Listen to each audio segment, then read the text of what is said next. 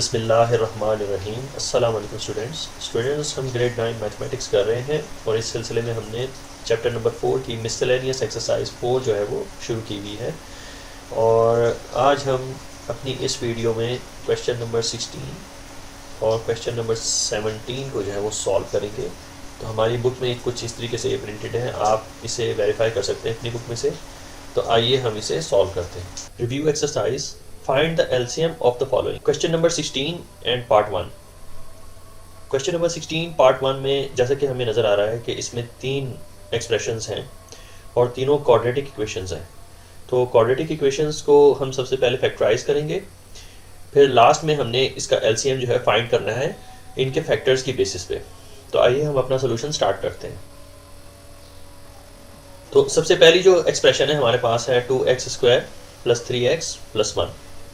तो सबसे पहले हमें इसकी मिड टर्म को ब्रेक करके इसको फैक्टराइज करना है। चूँकि ये क्वाड्रेटिक इक्वेशन है और सेकंड डिग्री की इक्वेशन है, सेकंड डिग्री की एक्सप्रेशन है, तो हमें इसकी मिड टर्म ब्रेक करके इसको सबसे पहले फैक्टराइज करना पड़ेगा।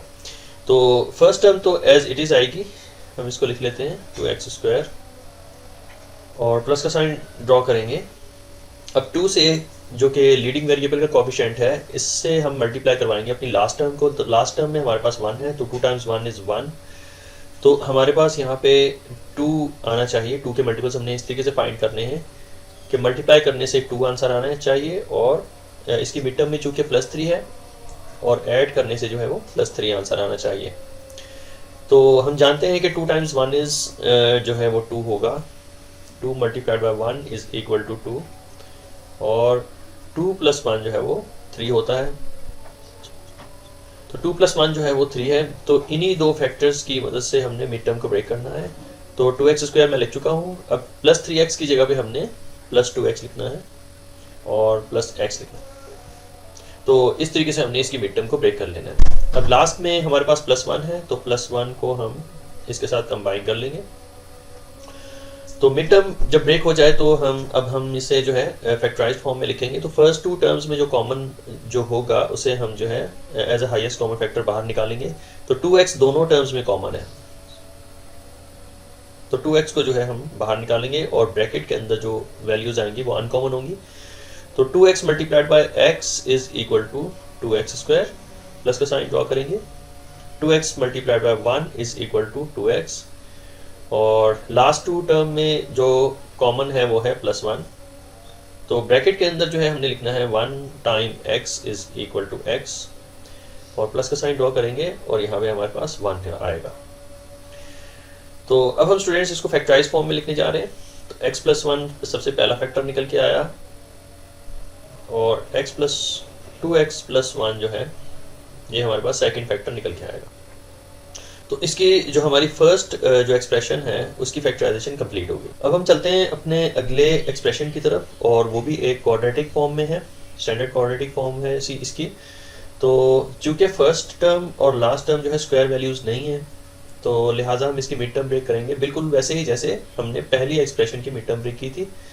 तो सबसे पहले हमने 2x² को कॉपी डाउन कर लेना है। तो ये हमारे पास फर्स्ट टर्म जो है बिल्कुल वैसी ही कॉपी हो जाएगी। अब हमने मिड टर्म ब्रेक करनी है, यानी +5x की जगह पे कोई ऐसी 2 फैक्टर्स लिखने हैं जो जिनको ऐड करने से +5 और मल्टीप्लाई करने से 4 आंसर आता हो। तो हम मिड टर्म ब्रेक करने के लिए रूल ये है कि लीडिंग वेरिएबल के कोफिशिएंट से लास्ट टर्म को मल्टीप्लाई करवाते हैं। तो ये 2 × 2 = 4, तो ये हमें आंसर देगा 4। और चूँकि इसकी मिड टर्म जो है +5 है, तो +5 को हम जो है इसके नीचे राइट डाउन कर लेते हैं। अब स्टूडेंट्स हमने ऐसे फैक्टर्स फाइंड करने हैं 4 के जिसको मल्टीप्लाई करने से 4 आंसर आए और ऐड करने से 5 आंसर आए। तो हमने 4 × 1 अगर करना है तो हमारा आंसर 4 आता है, और 4 + 1 हमारे पास जो आंसर आता है वो, और 4 + 1 जो हमारे पास आंसर आएगा दैट इज़ 5। तो हमारे पास 2 फैक्टर्स आ चुके हैं 4 + 1। तो हमने मिड टर्म जो है इन्हीं की मदद से ब्रेक करनी है। तो प्लस का साइन ड्रॉ करने के बाद हमने 4x लिख लेना है, और प्लस का साइन ड्रॉ करने के बाद हमने 1x लिख देना है +2। तो ये स्टूडेंट्स हमारे पास इसकी मिड टर्म ब्रेक हो चुकी हुई है। अब हमें इसको फैक्टराइज करना है। तो फर्स्ट टू टर्म में से हमने कॉमन निकाल के इसको फैक्टराइज कर लेना है। तो फर्स्ट टू टर्म्स में जो कॉमन है, एक तो टेबल 2 है यानी फैक्टर 2 है, और x भी कॉमन है, और ब्रैकेट में जो है सब अनकॉमन आएंगे। तो 2x को अगर x से मल्टीप्लाई करें तो हमारा आंसर 2x स्क्वायर आएगा। प्लस का साइन ड्रॉ करने के बाद 2x को अगर 2 से मल्टीप्लाई किया जाए तो हमारा आंसर 4x आएगा। अब चलते हैं लास्ट टू टर्म्स की तरफ। तो इनमें कॉमन एज सच हमें कुछ नज़र नहीं आ रहा, तो +1 कॉमन होता ही है, ये सब स्टूडेंट्स जानते हैं कि कुछ भी अगर कॉमन ना हो तो 1 हाईएस्ट कॉमन फैक्टर होता है। तो चूंकि अंडरस्टूड है कि 1 जो है हर एक टर्म से मल्टीप्लाई हो रही होती है, तो 1 ही कॉमन रहता है। तो 1 को as a highest common factor हमने बाहर निकालना है। तो ब्रैकेट के अंदर जो है x+2 हमारे पास सेम वैल्यू आ जाएगी जैसे कि पहले ब्रैकेट के अंदर हमारे पास वैल्यू आई है x+2। तो अब जो है हम इसको फैक्टराइज फॉर्म में लिखेंगे। तो सबसे पहले x+2 जो है पहला फैक्टर निकल के आ रहा है हमारे पास, तो ये x+2 जो है एक ब्रैकेट में रहेगा। सेकंड ब्रैकेट में हमारे पास जो फैक्टर आ रहा है वो है 2x+1, 2x+1। तो ये दो फैक्टर्स जो हैं हमारे पास प्रोडक्ट के तौर पे निकल के आए हैं हमारे पास इस सेकंड एक्सप्रेशन के। अब चलते हैं थर्ड एक्सप्रेशन की तरफ और इसे हम सॉल्व करते हैं और देखते हैं कि इनमें जो फैक्टर्स हैं वो कौन कौन से निकल के आते हैं। पहली टर्म को तो हम एज इज कॉपी कर लेंगे, तो ये x² बिल्कुल वैसा ही लिखा हुआ आएगा। और हमने जो है इसकी मिड टर्म अगर ब्रेक करनी है तो लीडिंग वेरिएबल में चूंकि 1 है, तो 1 से अगर हम लास्ट टर्म को मल्टीप्लाई करते हैं तो हमारा आंसर जो है वो 2 आएगा। और चूंकि मिड टर्म में हमारे पास +3 है, तो +3 को हमने बिल्कुल इसी के नीचे, अब चूंकि +3x यानी मिड टर्म इसकी ब्रेक करनी है, तो हम जानते हैं कि 2 × 1 जो है वो हमारे पास आंसर 2 आएगा, जिससे हमारी फर्स्ट कंडीशन कंप्लीट होती है। तो 2 × 1 = 2, और 2 में अगर 1 को ऐड करते हैं, 2 + 1 करके देख देते हैं, तो हमारे पास +3 आंसर आता है, जो कि हमारी सेकंड कंडीशन को फुलफिल करता है। तो हमारे पास जो दो फैक्टर्स आए हैं वो हैं 2 और +1। तो इसकी मदद से हमने +3x यानी मिड टर्म को ब्रेक करना है। तो x² हमने लिख लिया है ऑलरेडी, तो प्लस का साइन ड्रॉ करने के बाद 2x लिखेंगे, फिर 1x लिखेंगे। तो 2x सबसे पहले आएगा और फिर 1x जो है लिखने के बाद हमने जो है इसकी मिड टर्म ब्रेक कर दी है। तो +2 को इसके साथ हमने कंबाइन कर लेना है स्टूडेंट्स। अब हमने इसको फैक्टराइज फॉर्म में लिखना है। तो फर्स्ट टू टर्म्स में देखेंगे कि कौन सी वैल्यूज जो है वो कॉमन है। तो ओनली फर्स्ट टू टर्म्स में x ही कॉमन है, तो खाली x जो है as a highest common factor बाहर निकलेगा और ब्रैकेट के अंदर जो है x आएगा। तो x को x से मल्टीप्लाई करें तो हमारा आंसर x² आएगा। प्लस का साइन ड्रॉ करने के बाद x मल्टीप्लाइड बाई 2 = 2x।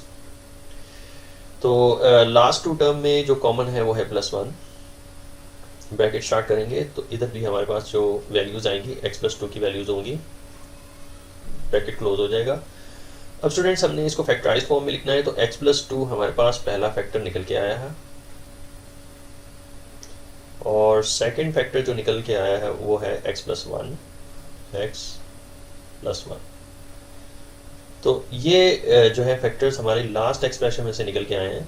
तो अब हमें लिस्ट बनानी है कि LCM यानी तीनों एक्सप्रेशंस का जो है उनके फैक्टर्स का LCM जो है उसकी लिस्ट जो है हमें ड्रॉ करनी है। तो हम LCM की जो है लिस्ट बना लेते हैं। LCM हमारे पास होगा,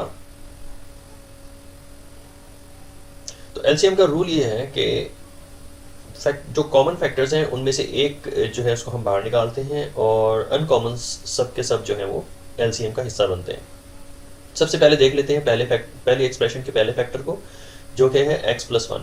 तो x+1 जो है इन तीनों एक्सप्रेशंस में कॉमन नहीं है, सिर्फ दो में कॉमन है, लास्ट में और फर्स्ट में। तो लिहाजा ये अनकॉमन वैल्यू है, तो अनकॉमन फैक्टर जो है वो LCM का हिस्सा बनेगा। तो x+1 को जो है LCM का हिस्सा बनाएंगे हम। ये हमारे पास LCM जो है वो x+1 है। अब चलते हैं अपने नेक्स्ट फैक्टर की तरफ, 2x+1 की तरफ। तो 2x+1 जो है वो सिर्फ दो में कॉमन है, बाकी तीसरे में नहीं, तो ये भी अनकॉमन वैल्यू है।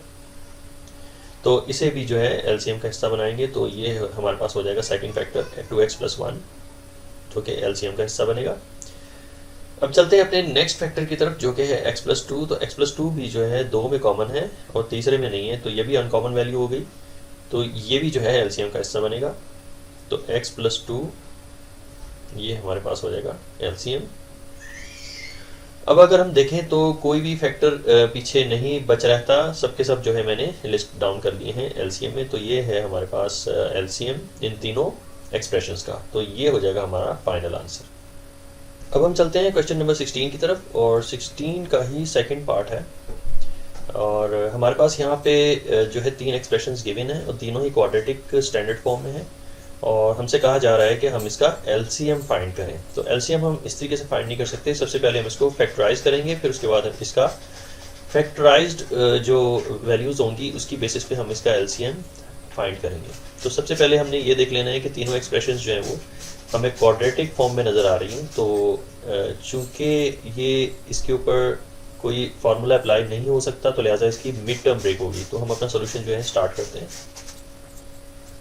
तो सबसे पहले जो है पहली एक्सप्रेशन की जो है हमने मिड टर्म ब्रेक करनी है। तो 3x² जो है एज इज लिखा हुआ आएगा, और प्लस 11x जो है ये इसकी मिड टर्म है, और हमें इसको ब्रेक करना है। तो ब्रेक करने का रूल वही है जो पहले हम करते आए हैं कि लीडिंग वेरिएबल के कोएफिशिएंट से, यानी कि 3 से हम इसको मल्टीप्लाई कर देते हैं। 3 से हम जो है लास्ट टर्म यानी 6 को मल्टीप्लाई किया जाता है, तो हमारा आंसर आता है +18। चूँकि दोनों ही प्लस के हैं तो +18 हमारे पास इसका नेट रिजल्ट निकल के आएगा। और मिड टर्म में चूँकि +11 है तो +11 को हमने 18 के नीचे कुछ इस तरीके से लिस्ट डाउन कर लेना है। तो अब हमें 18 के ऐसे फैक्टर्स फाइंड करने कि मल्टीप्लाई करने से 18 और ऐड करने से 11 आंसर आए। तो जैसा कि हम जानते हैं कि 2 9 टाइम जो है वो 18 होता है।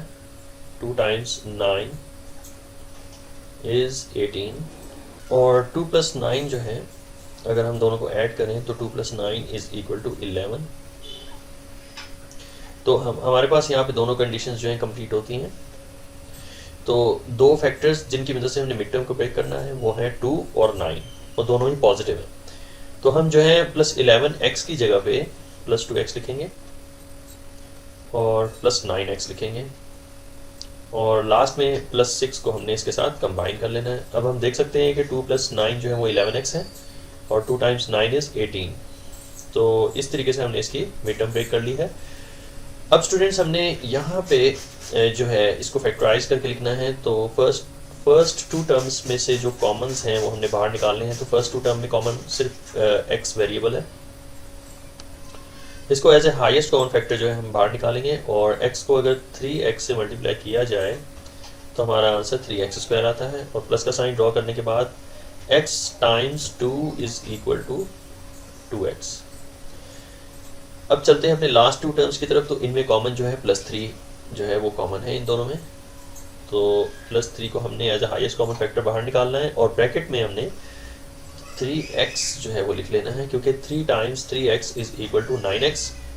फिर प्लस का साइन ड्रॉ करने के बाद 3 टाइम्स 2 इज़ 6। तो अब आप देख सकते हैं कि ब्रैकेट के अंदर के जो टर्म्स हैं वो बिल्कुल सेम है, यानी फर्स्ट ब्रैकेट में भी 3x + 2 है, और 3x + 2 जो है वो सेकंड ब्रैकेट में भी है। तो इसका मतलब हमने बिल्कुल ठीक तरीके से इसकी मिड टर्म ब्रेक की है, और इसको ठीक तरीके से हमने फैक्टराइज कर लिया है। तो ये इस चीज़ का प्रूव होता है। अब स्टूडेंट्स हमने इसको फैक्टराइज फॉर्म में लिखना है। तो हमारे पास इसका जो फर्स्ट फैक्टर निकल के आ रहा है वो 3x + 2 है। तो 3x + 2 को हमने सेपरेट ब्रैकेट में लिखना है, 3x + 2, और x + 3 को हमने सेपरेट ब्रैकेट में लिखना है। ये हमारे पास सेकंड फैक्टर निकल के आएगा x + 3। तो इस तरीके से हमने अपनी फर्स्ट जो एक्सप्रेशन है उसको हमने फैक्टराइज कर लिया है। अब हम चलते हैं नेक्स्ट एक्सप्रेशन की तरफ, और इसकी भी हमने जो है मिड टर्म ब्रेक करके इसको फैक्टराइज करना है। तो सबसे पहले फर्स्ट टर्म को हम कॉपी कर लेंगे नीचे। तो ये 3x² एज इट इज़ आएगा। अब हमें +8x को जो है वो ब्रेक करना है 2 टर्म्स में। तो इसका तरीकाकार ये है कि हमने जो फर्स्ट टर्म का जो कोएफिशिएंट है, लीडिंग वेरिएबल का जो कोएफिशिएंट है, उससे हमने लास्ट टर्म को मल्टीप्लाई करना होता है। 3 टाइम्स +4 इज़ इक्वल टू +12। चूँकि दोनों पॉजिटिव नंबर्स थे तो लिहाजा पॉजिटिव में आंसर आएगा, और मिड टर्म को इसके नीचे हमने जो है लिख लेना है। अब हमने 12 के ऐसे फैक्टर्स फाइंड करने हैं कि अगर हम मल्टीप्लाई करें तो 12 और ऐड करें तो 8 आंसर आए। तो जैसा कि हम जानते हैं कि 2 6 और 12 है, 2 टाइम्स 6 इज़ 12, और 2 में 6 ऐड करें तो हमारा आंसर 8 आएगा। तो हमारे पास ये दोनों कंडीशंस जो हैं कंप्लीट होती हैं। तो दो फैक्टर्स जो हमारे पास निकल के आए हैं वो हैं 2 + 6। तो 2 और 6 की मदद से हमने जो मिड टर्म है उसको ब्रेक करना है। तो +8x की जगह पे हमने लिखना है +2x और +6x, और लास्ट टर्म जो है हमारे पास +4 है। इसको कंबाइन कर लेंगे एक्सप्रेशन के साथ। अब स्टूडेंट्स हमने मिड टर्म ब्रेक करने के बाद इसको फैक्टराइज करना है। तो फर्स्ट 2 टर्म्स में से जो कॉमन होंगे उसको हम हाईएस्ट कॉमन फैक्टर के तौर पे बाहर निकालेंगे और ब्रैकेट के अंदर जो है वो अनकॉमन आएंगे। तो x multiplied by 3x is equal to 3x²। Plus का साइन ड्रॉ करने के बाद x multiplied by 2 is equal to 2x, और फिर प्लस का साइन ड्रॉ करेंगे और नेक्स्ट 2 टर्म्स यानी लास्ट 2 टर्म्स में से कॉमन जो है वो 2 टेबल 2 है, क्योंकि 6 और 4 दोनों ही 2 के मल्टीपल्स हैं। और फिर ब्रैकेट शुरू करने के बाद 2 times 3x is equal to 6x। Plus का साइन ड्रॉ करेंगे, 2 टाइम्स 2 इज 4। तो अब आप देख सकते हैं कि ब्रैकेट के अंदर की जो टर्म्स हैं वो बिल्कुल सेम है। तो हमारे पास जो फर्स्ट फैक्टर निकल के आया है वो है 3x + 2। 3x + 2 जो है हमारे पास फर्स्ट फैक्टर निकल के आया है, और सेकंड फैक्टर है x + 2। इसे हम जो है इसके साथ ही लिखेंगे x + 2। तो ये दो फैक्टर्स जो हैं हमारे पास सेकंड एक्सप्रेशन में से निकल के आए हैं। अब हम चलते हैं थर्ड एक्सप्रेशन की तरफ, और इसे भी बिल्कुल वैसे ही फैक्टराइज करेंगे जैसे कि हमने पहले दो एक्सप्रेशंस को किया था, क्योंकि ये भी बिल्कुल वैसी ही जो है एक्सप्रेशन है, क्वाड्रेटिक स्टैंडर्ड इक्वेशन है।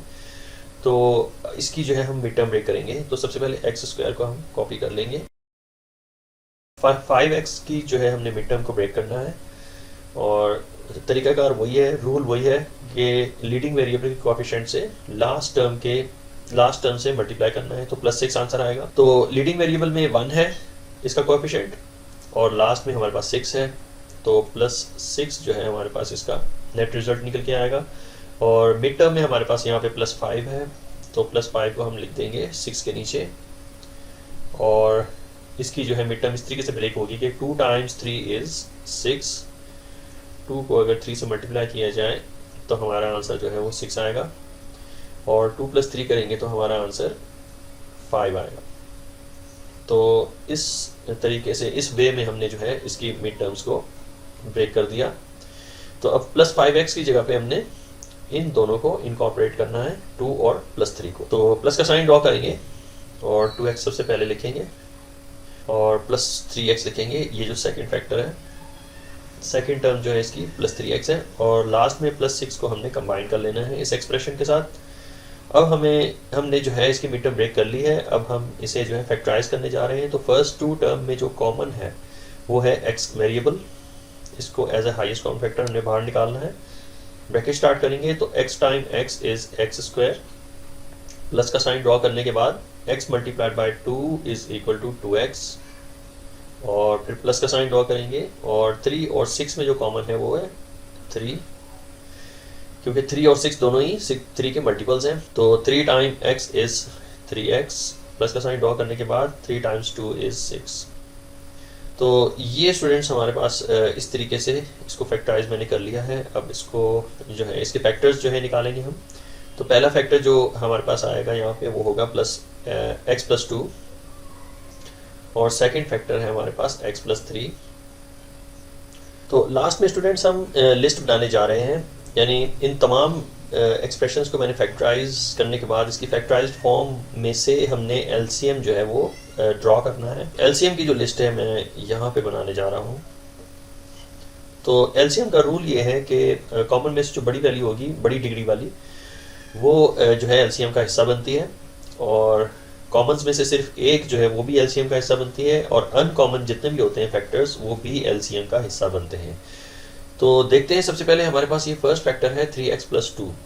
तो ये अनकॉमन है क्योंकि सिर्फ 2 में आ रहा है, तीसरे में नहीं आ रहा, तो लिहाजा इसे भी हम एलसीएम का हिस्सा बनाएंगे। तो ये हो जाएगा हमारे पास 3x + 2। ये पहला फैक्टर है जो एलसीएम का हिस्सा बनेगा।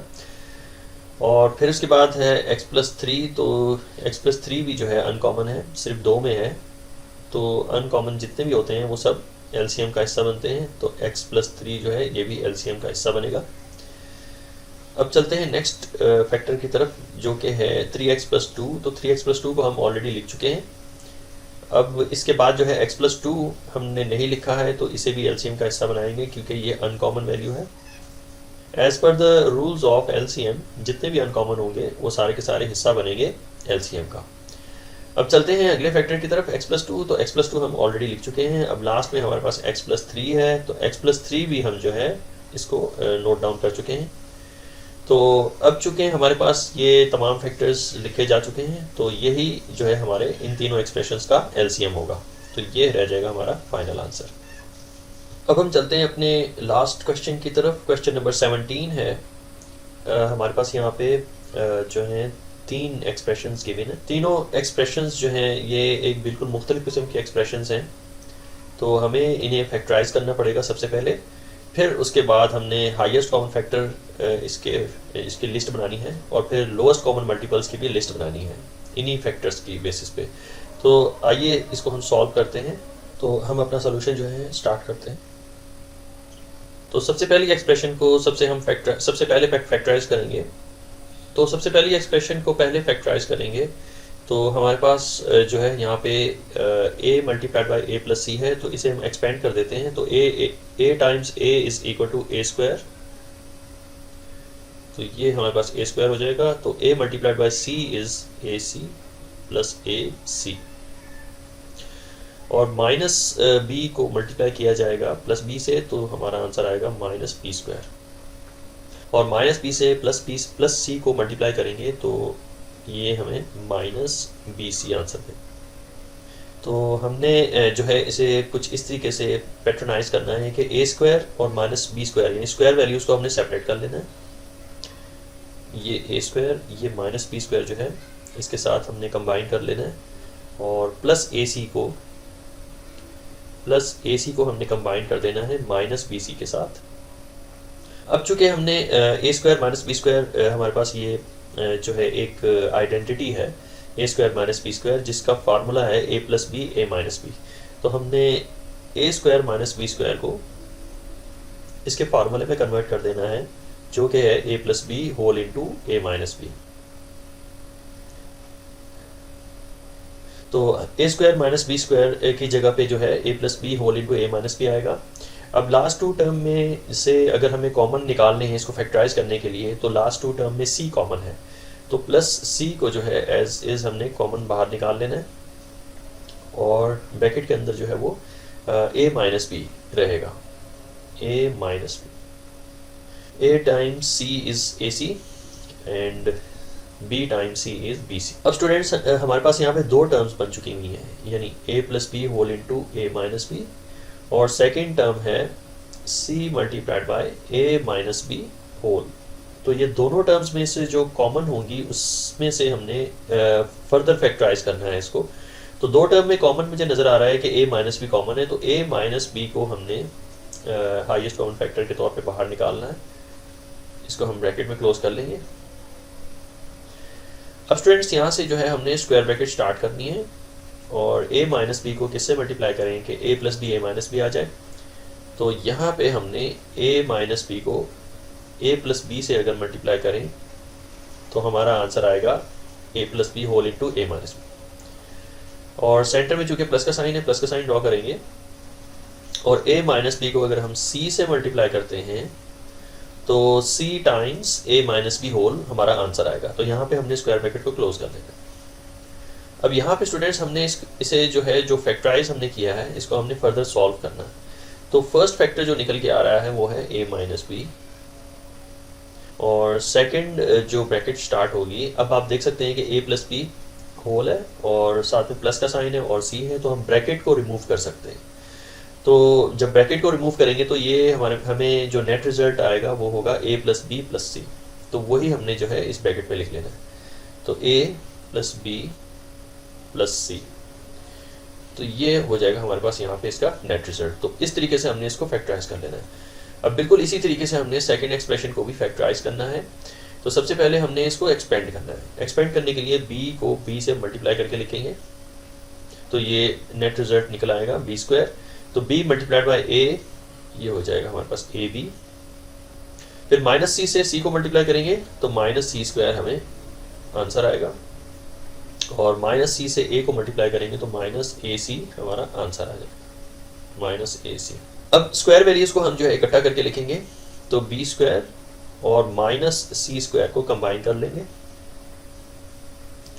और प्लस ए बी और माइनस ए सी को जो है वो कंबाइन कर लेंगे। इस मरहले पे स्टूडेंट्स हमने ये जो बी स्क्वायर माइनस सी स्क्वायर है, यहाँ पे हमें अगेन वही फार्मूला लगाना है जो हमने अपनी पिछली टर्म के ऊपर लगाया था, यानी ए स्क्वायर माइनस बी स्क्वायर की जगह पे हमने ए प्लस बी ए माइनस बी लिखा था। तो लिहाजा यहाँ पे भी हमने वही फार्मूला अप्लाई करना है और आइडेंटिटी वही होगी ए स्क्वायर माइनस बी स्क्वायर वाली, और उसका जो फार्मूला था वो ए प्लस बी ए माइनस बी। तो यहाँ पे भी हमने B plus C whole into B minus सी करके लिख देना है इसको। तो ये इसके फार्मूले में इस तरीके से हम इसको फैक्टराइज करके ले आएंगे। अब जो लास्ट टू टर्म्स हैं इनमें से हमने कॉमन बाहर निकाल लें, तो इन दोनों में कॉमन जो है वो ए है, तो प्लस ए को जो है हम एज अ कॉमन बाहर निकालेंगे और ब्रैकेट में जो है b माइनस सी हमारे पास आंसर आ जाएगा। तो b माइनस सी को हम सेपरेट ब्रैकेट में लिखेंगे। तो यहाँ से स्टूडेंट्स हमने ये देख लेना है कि हमारे पास यहाँ पे दो टर्म्स निकल के आई हैं। तो पहली टर्म जो है हमारे पास दो फैक्टर्स के ऊपर मुश्तमिल है, जबकि दूसरी जो टर्म है वो a टाइम्स b माइनस सी है। तो दोनों टर्म्स में से हमें जो है कॉमन बाहर निकालने हैं, यानी इन्हें भी फैक्टराइज करना है। तो दोनों में जो कॉमन है वो b माइनस सी है, तो b माइनस सी को एज अ कॉमन हमने निकाल लेना है बाहर, और यहाँ से जो है हम अपना स्क्वायर ब्रैकेट स्टार्ट करेंगे और यहाँ पे अनकॉमन जो है स्क्वायर ब्रैकेट के अंदर आएंगे। तो b minus C multiplied by b plus C is equal to b plus C whole into b minus C. उसके बाद प्लस का साइन है, हमने प्लस का साइन ड्रॉ कर लेना है, और b minus C times a is equal to a multiplied by b minus C. तो यहाँ पे हमने जो है स्क्वायर ब्रैकेट क्लोज कर लेना है। अब हमें इसको सॉल्व करके लिखना है, तो b माइनस सी पहला फैक्टर निकल के आया हमारे पास b माइनस सी, और नेक्स्ट फैक्टर जो निकल के आया है वो b plus C plus a है। तो हम इसको थोड़ा सा सीक्वेंस में लिख लेंगे, a प्लस b प्लस सी, यहाँ पे हमने ब्रैकेट क्लोज कर लेना है। अब जो थर्ड हमारे पास एक्सप्रेशन है इसे भी हमने फैक्टराइज करना है, बिल्कुल इसी तरीके से जैसे हमने पहली दो एक्सप्रेशंस को फैक्टराइज किया था। तो सबसे पहले हम इसको एक्सपेंड करेंगे मल्टीप्लाई करने के बाद, तो c times c is equal to C square, c times b is equal to plus B C, और minus a times a is equal to minus a square, minus a multiplied by plus b is equal to minus A B. अब यहाँ पे हमने square values को जो है combine करके लिख लेना है, यानी सी स्क्वायर माइनस ए स्क्वायर को हमने कंबाइन कर लेना है, और दूसरी जानिब हमने प्लस बी सी को माइनस ए बी के साथ कंबाइन कर लेना है। अब सी स्क्वायर माइनस ए स्क्वायर की जगह पे जो है वो फार्मूला लगेगा, और फार्मूला है ए प्लस बी ए माइनस बी वाला।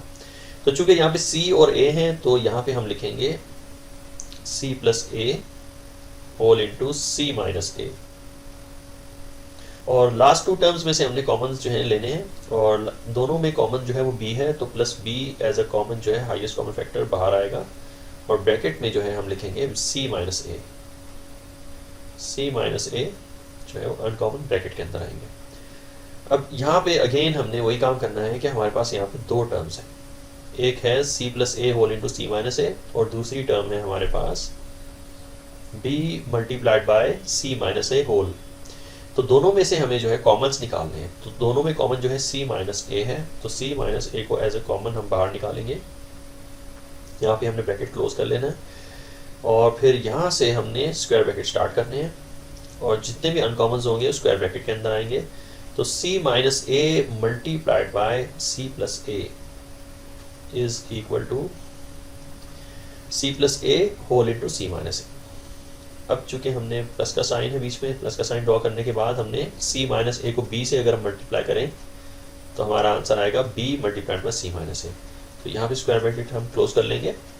अब हमने इसको सीक्वेंस में लिखना है स्टूडेंट्स। तो सबसे पहला फैक्टर जो है हमारे पास यहाँ पे c माइनस ए है, c माइनस a हमारे पास यहाँ पे पहला फैक्टर है, और फिर दूसरा फैक्टर हो जाएगा हमारे पास, हमने ब्रैकेट्स को रिमूव कर देना और सीक्वेंस में लिखेंगे हम इसे, तो a plus B plus C, a plus B plus C हमारे पास इसका दूसरा फैक्टर निकल के आ जाएगा।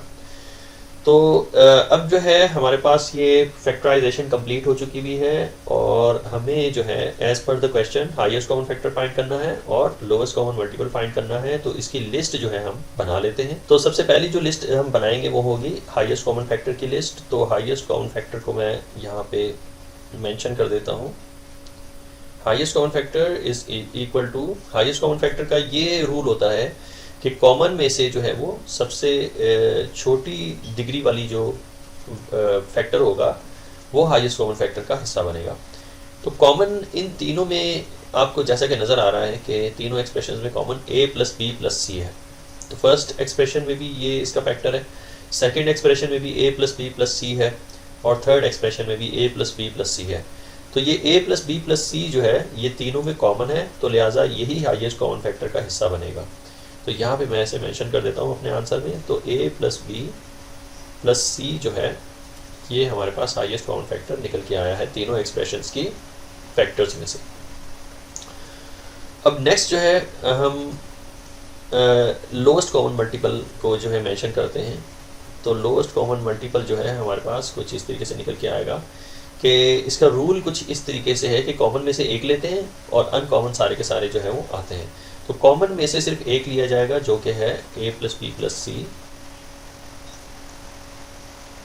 ये जो है कॉमन है और कॉमन में से एक लिया जाता है, और जबकि अनकॉमन जो है सब के सब एलसीएम का हिस्सा बनते हैं। तो अनकॉमन्स जो है हम अगर पहली एक्सप्रेशन के फैक्टर्स की तरफ देखें तो a माइनस बी जो है वो अनकॉमन है, तो a माइनस बी जो है एलसीएम का हिस्सा बनेगा। और नेक्स्ट फैक्टर जो है हमारे पास b माइनस सी भी अनकॉमन है, तो b माइनस सी को भी एलसीएम का हिस्सा बनाएंगे, और c माइनस a को भी जो है हम एलसीएम का हिस्सा बनाएंगे। तो ये स्टूडेंट्स हो जाएगा हमारा फाइनल आंसर। इन तीनों एक्सप्रेशंस का हाईएस्ट कॉमन फैक्टर जो है वो a प्लस बी प्लस सी, और तीनों एक्सप्रेशंस का जो लोवेस्ट कॉमन मल्टीपल है वो है a plus B plus C whole into a minus B whole into b minus C whole into c minus a। तो ये स्टूडेंट्स हो जाएगा हमारा फाइनल आंसर।